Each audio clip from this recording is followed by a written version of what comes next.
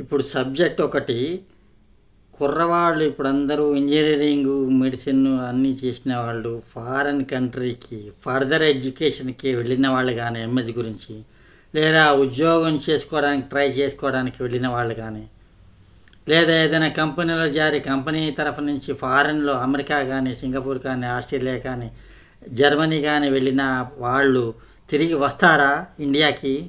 ఇది పెద్ద ఒక బిలియన్ క్వశ్చన్, ఒక బిలియన్ల ప్రశ్న. దీనికి జవాబు లేదు. తప్పకుండా రారు, 100% గ్యారంటీ. ఎందుకంటే ఫారెన్లో ఉన్న ఫెసిలిటీసు, ఫారెన్లో వచ్చే సైడ్ ఇన్కము, పార్ట్ టైం జాబులు, education standard, living standard, human values, అక్కడ వాతావరణానికి అలవాటు అయిపోతే ఇండియాకు ఎవ్వరు రారు, ఏ పిల్లలు రారు. గ్యారంటీ, ఇది 100% గ్యారంటీ. ఫారెన్ని అసలు అమెరికా వెళ్ళిన వాళ్ళు, కెనడా కానీ, ఆస్ట్రేలియా కానీ, సింగపూర్ కానీ, జర్మనీ కానీ, మరి చైనా కానీ, ఏ కంట్రీకి వెళ్ళినా కూడా ఇండియా వాతావరణం వాళ్ళకి నచ్చదు. ఇండియాలో ఎందుకు నచ్చదు అంటే అక్కడ జీతాలు ఎక్కువ, మనీ వాల్యూ ఎక్కువ, పర్చేసింగ్ పవర్ ఎక్కువ. అది కనుక ఇండియాలో తీసుకొస్తే బ్రహ్మాండంగా ఎక్కువ డబ్బులు వస్తాయి. ఇక్కడ ఇండియాలో ఎంత హై క్వాలిఫికేషన్స్ చేసిన వాళ్ళు కూడా ఎంటెక్లు, ఎంఎస్సీలు, లేకపోతే మెడిసిన్స్, ఎండి అవన్నీ చేసినా కూడా ఉద్యోగాలు దొరుకుతాయి, కానీ జీతాలు తక్కువ, అనుకున్నంత రావు. ఏదో పిండి ఏదో బిచ్చం వేసేసినట్టు వేస్తారు. మాటికి ఉద్యోగాలు తీసేస్తారు. సాఫ్ట్వేర్ కంపెనీలలో ప్రతి సంవత్సరం 2 సంవత్సరాలకి మారుతూ ఉంటారు అందరూ ఇండియాలో, లేదా తీసేస్తారు. ఫారిన్ కంట్రీస్లో అయితే అది ఇలాంటి చిల్లర పనులు, తీసేయడాలు, లేదా వేరే వాళ్ళని ట్రాన్స్ఫర్లు చేయడాలు అలా ఉండవు. చాలా మటుకు జీతాలు ఇస్తారు, రెస్పెక్టబుల్ ఉంటుంది, వాళ్ళ స్టాండర్డ్ ఉంటుంది. ఇల్లు కొనుక్కోవచ్చు, ఒకటి కాకపోతే 2 కాదు 3 ఇల్లు కూడా కొనుక్కోవచ్చు. ఫారెన్లో పని చేసుకుంటే అంత సంపాదించుకోవచ్చు. ఎన్ని ఫెసిలిటీస్ ఉన్నాయంటే అన్ని ఫెసిలిటీస్. అసలు నిజంగా మాట్లాడితే ఇప్పటిదాకా ఫారెన్ వెళ్ళిన వాళ్ళు ఎవరైనా ఇండియాకి తిరిగి వచ్చారా, వచ్చి ఇండియాలో ఏదైనా ఉద్యోగం చేస్తున్నారా?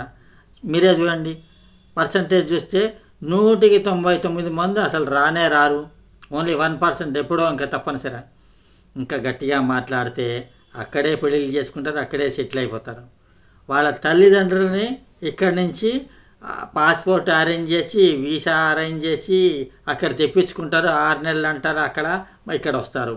మళ్ళీ ఇంకో 2-3 నెలలు ఉంటారు, మళ్ళీ 6 నెలలు అంటారు, మళ్ళీ అక్కడ ఉంటారు, వస్తారు. గ్రీన్ కార్డ్ తీసుకుంటారు. గ్రీన్ కార్డ్ కనుక తీసుకుంటే తప్పనిసరిగా వాళ్ళు 6 నెలల తర్వాత ఇండియాకి ఇక్కడ రావాలి. ఇక్కడ మళ్ళీ 6 నెలలు ఉన్న తర్వాత 6 నెలల కన్నా ఎక్కువ ఉండడానికి వీలు లేదు అఫీషియల్గా. మళ్ళీ అక్కడ వెళ్ళాలి. రాను పోను అంతే. పెద్ద హెడేక్ అయిపోతుంది పేరెంట్స్కి. ఓపిక ఉండాలి కదా మెయిన్. ఇక్కడ వాతావరణానికి ఇన్ని సంవత్సరాలు పేరెంట్స్కి అలవాటు అయిన తర్వాత అక్కడ చలిగాల్లో వేరే అక్కడ ఉన్న వాతావరణం నచ్చదు. ఏజ్డ్ వాళ్ళకి నచ్చదు, పేరెంట్స్కి, పాత తరం వాళ్ళకి అక్కడ వాతావరణం ఇక్కడలాగా ఫ్రీడమ్ అక్కడ ఉండదు. ఉంటే ఇంట్లోనే ఉండాలి, లేదా కార్లో బయటికి వెళ్ళాలి. ఇక్కడ ఇండియాలో ఉన్నంత ఫ్రీడమ్ లేదు. నడుచుకుంటూ పోవడం, బస్సులో పోవడం, క్యాబ్లలో పోవడం, ట్రైన్లో పోవడం, ఎక్కడంటే అప్పుడు పోవచ్చు. అక్కడ పోవడానికి వీలు ఉండదు. తప్పనిసరి ఏదో ఒక ప్రాబ్లం వస్తూనే ఉంటుంది అక్కడ. ఎందుకంటే ఏషియన్స్ అంటే చాలా కంట్రీలో చాలామందికి పడదు. ఎస్పెషల్లీ ఆఫ్రికా కాంటినెంట్లోను, అమెరికాలోను, చైనాలో ఏషియన్స్ వీళ్ళు ఇండియా వాళ్ళంటే కొంచెం చిన్న చూపు. ఎందుకంటే సంపాదించుకొని హెల్ప్ చేయరు అని. ఆఫ్రికాలోనే మరీ ఎక్కువ. వెస్ట్ ఆఫ్రికా, ఈస్ట్ ఆఫ్రికాలో చాలా ఎక్కువ. ఎందుకంటే నేను ఆఫ్రికాకి వెళ్ళాను కాబట్టి. అక్కడ రోడ్డు మీద మామూలుగా నడవడానికి వీల్లేదు. దోపిడీలు, పొడిచేయడాలు, షూటింగ్లు, కొట్టేయడం, దోచుకోవడం. ఎందుకంటే వాడికి కసి. ఎందుకు కసి అంటే ఏషియన్స్ మీద ఉద్యోగానికి వస్తారు, సంపాదించుకుంటారు. ఆ ఆఫ్రికన్ వాళ్ళకి ఏమీ హెల్ప్ చేయరు, డొనేషన్ ఇయ్యరు, ఆదుకోరు, సొంత సెల్ఫిష్ ఉంటారని చెప్పి అది కాసి వాళ్ళకి.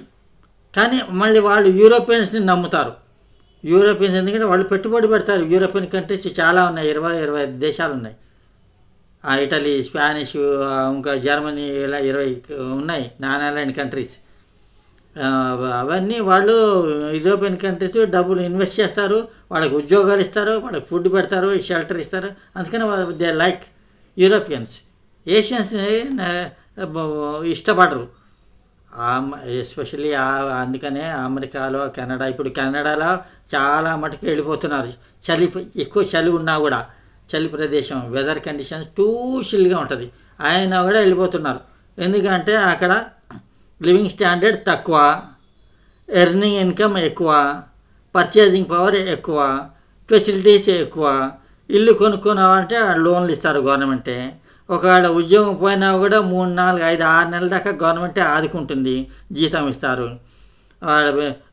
ఎన్ని ఫెసిలిటీస్ ఉన్నాయంటే కెనడాలో అన్ని ఫెసిలిటీస్ ఉన్నాయి. అందుకని వీసా ఈజీగా ఇచ్చేస్తారు. ఎందుకంటే అమెరికాలో ఉండే ప్రాబ్లంలు తెచ్చుకునే దానికన్నా ప్రశాంతంగా పీస్ఫుల్గా ఉండాలనుకుంటే కెనడాలో ఉండవచ్చు. అమెరికాలో పీస్ ఆఫ్ మైండ్ ఎక్కడుంది?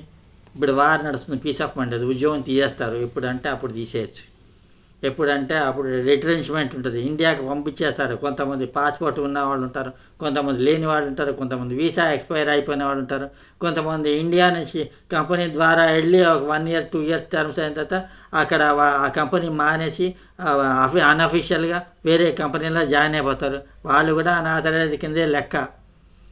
కాబట్టి ఎన్నో ప్రాబ్లమ్స్ ఉన్నా కూడా ఇండియన్స్ ఫారెన్, అమెరికా కానీ ఏ కంట్రీకి వెళ్ళినా కూడా అసలు వాపసు ఇండియాకి రారు.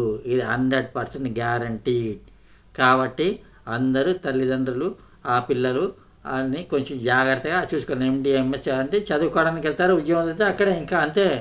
ఇలాంటి గోల్డెన్ ఆపర్చునిటీ అంటే నేనేమంటానంటే, ఇలాంటి గోల్డెన్ ఆపర్చునిటీస్ మాటికి పిల్లలకి రావు. ఒకసారి రాంగ్ మిస్టేక్ చేసి అమెరికా నుంచి మళ్ళీ వాపసు వస్తే మళ్ళీ అమెరికాకి వెళ్ళాలంటే బ్రహ్మతరం అవుతుంది. పాసిబుల్. వెయిట్ చేయాలి సంవత్సరాల కొద్దీ. వస్తే రావచ్చు, రాకపోతే రావచ్చు. ఇట్లానే మగ్గి ఉండాలి. ఇండియాలో హైదరాబాదో, బెంగళూరు, ఢిల్లీయో, చెన్నైయో, కలకట్టానో, ఎక్కడనో, నోడియా, పూనానో, ఎక్కడో ఎంత వస్తే అంత వేసి పని చేసుకుంటూ ఉండాలి. అది కూడా ప్రైవేట్ ఇన్స్టిట్యూషన్స్లో ఏజ్ అయిపోతే ఈ సాఫ్ట్వేర్ కంపెనీలో ఎంత ఇస్తే అంత ఉంచుతారు, లేకపోతే పీకేస్తారు.